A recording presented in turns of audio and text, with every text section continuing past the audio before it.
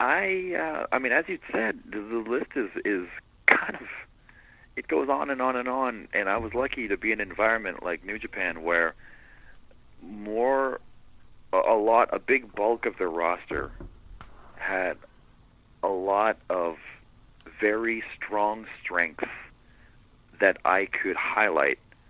Um, and I always found that my best skill, one of my best skills as a performer, is that I'm able to kind of highlight my opponent's strengths and then put that highlighting on steroids and really make them look like more of a star than what they sometimes appear as otherwise.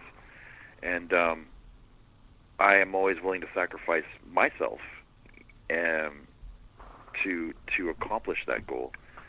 And again, in New Japan, we had some very incredible wrestlers, and whether it be an Ishii, who of course has a very different style, or an Okada, who has a very different style, or even someone who is a little underappreciated, like a Goto. I just love the challenge and of working with these individuals, and I try to come up with ways. How do I make this really cool thing that they do look even better? Or how can I get into this thing in a certain way that maybe people haven't seen, but is going to make people really excited to see? And you add that to an easy to understand, well, sometimes easy to understand narrative, or just a narrative that people can appreciate in the moment, and that will again magnify what I'm already doing to highlight their strengths, and then it becomes whatever, a 5-star match or a match of the night or possibly even match of the year.